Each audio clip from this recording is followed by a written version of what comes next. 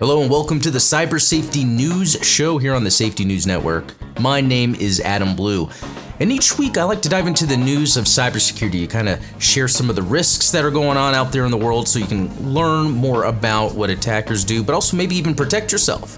Sometimes I can give advice and kind of look through the news and offer some ways you can help avoid the same things or to protect yourself in advance.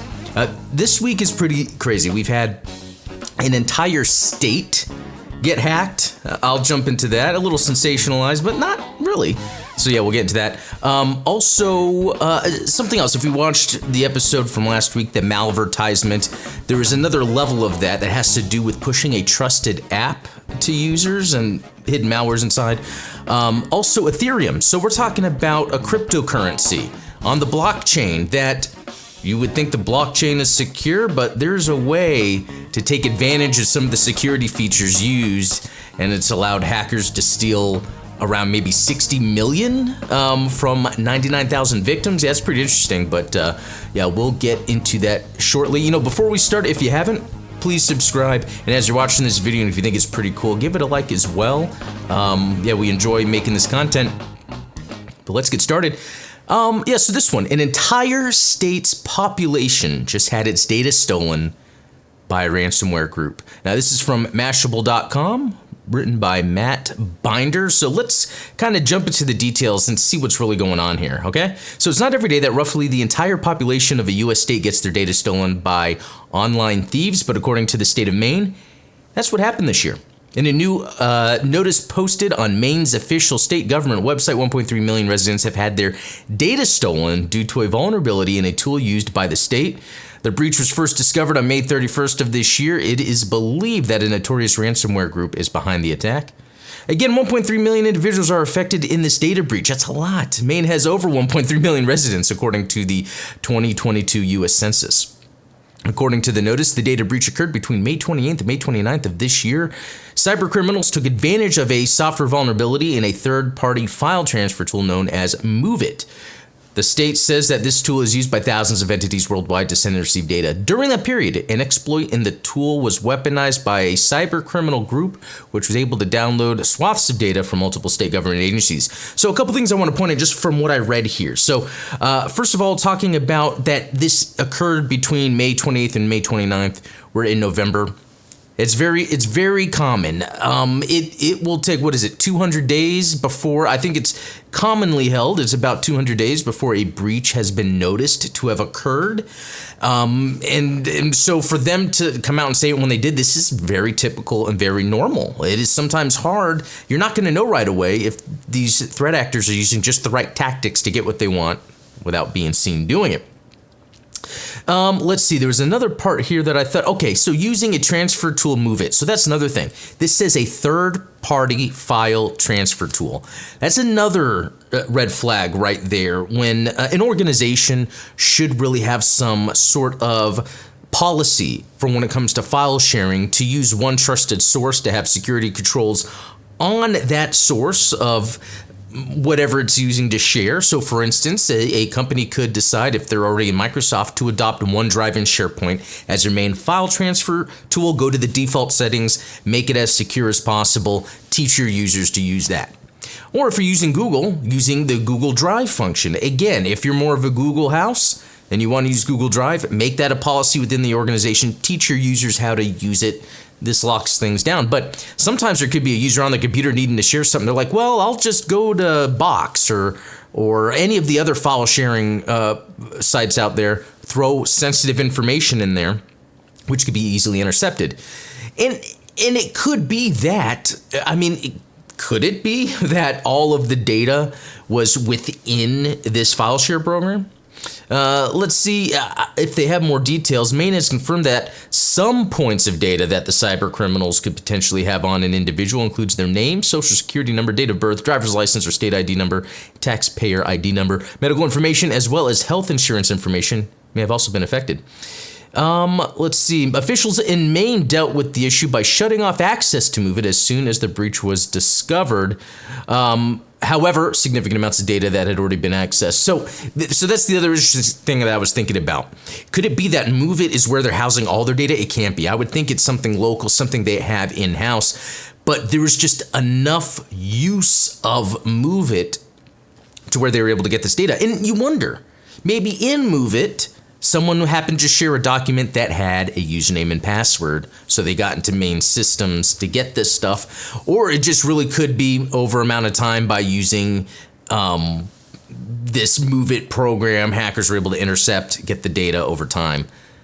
You know, it's pretty crazy. But hey, up on Maine's website, the state of Maine, the government entity, they posted that information there. And, you know, it's one of those things where this is just going to happen. And it has happened. So more than likely, people that has their data posted online has probably already had their data posted online. Although, at the end of the day, that does not give an excuse for attackers to do what they're doing. But this should tell organizations, you might have security in place, but also use your education on file sharing programs. I think that's important. Okay, moving on. Google Ads push malicious CPUZ app from fake Windows news site. So here's what's interesting. CPUZ, people that are into computer building, computer building enthusiasts, especially gamers, they like to use CPUZ to monitor the CPU usage, as they're making sure they have the right temps. They might want to overclock. They might want to distribute how the cores are processing different applications or processes individually. But this is pretty interesting. A threat actor has been abusing Google Ads to distribute a Trojanized version of the CPUZ tool to deliver the red line info stealing malware.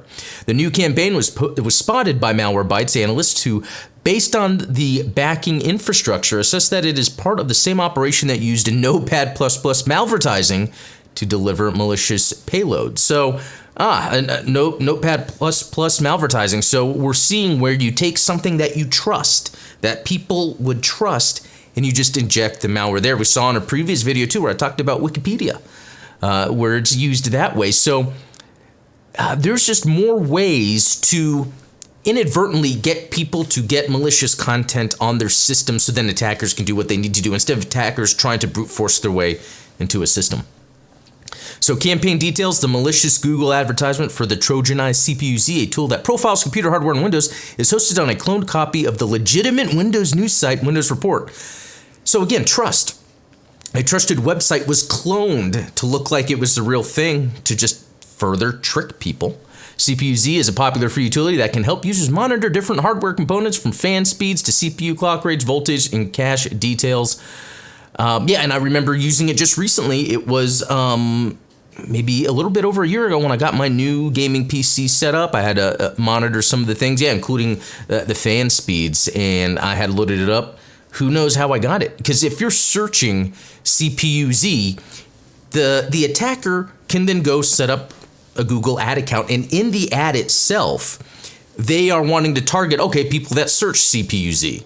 So then and I will pay. So they're paying to have these ads up top because what they could get in the long run is way bigger than the cost of them creating this fake ad. So it's kind of interesting that you could see anyone could really get in front of anyone's eyes and their face with some malicious content. It's very interesting. Clicking the ad takes the victim through a redirect step that tricks Google's anti-abuse crawlers by sending invalid visitors to an innocuous site. Those deemed valid to receive the payload are redirected to a Windows news site lookalike hosted on one of the following domains. There's a list of domains here. The reason behind using a clone of a legitimate site is to add another layer of trust to the infection process, as users are familiar with tech news sites hosting download links for useful utilities. So there we go again, the trust aspect. And we're going to get to that actually with this next story, but very interesting again, between the malvertising going on Facebook, Wikipedia here. You really have to be careful what you're clicking on, even if it's something that you're not going to expect to have any sort of malware or attackers to use. I bet you something's going to happen soon where we're all going to be, even myself, be easily tricked. It's just going to happen. All right, so next story, Ethereum feature abused to steal 60 million from 99,000 victims. Okay, so, and this is from Bleeping Computer, like the previous article, I didn't mention that, and this is written by Bill Towless. Hopefully I pronounced that right. Malicious actors have been abusing Ethereum's Create2 function to bypass wallet security alerts and poison cryptocurrency addresses, which led to stealing 60 million worth of cryptocurrencies from 99,000 people in 6 months. That's a lot of people. This is reported by Web3 anti-scam specialist at Scam Sniffer, who observed several cases of the in-the-wild exploitation of the function. In some cases, losses incurred by one individual reaching up to 1.6 million. Legitimate function Create2 is an opcode in Ethereum introduced in the Constantinople upgrade that allows creating smart contracts on the blockchain. The blockchain, right? Wasn't that supposed to be super secure?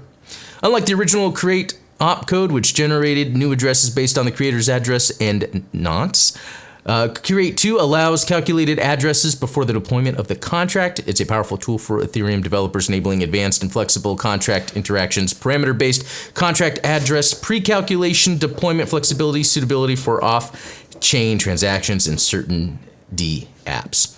Some stuff I'm not too familiar with, but I think the bottom line here is they're able to manipulate code to get someone to trust a transaction where the address looks like an address they trust, but it's actually not. Again, this is what the attackers here are doing is they're abusing the code. That's step one. But step two is you have to trick the user into following through with the transaction.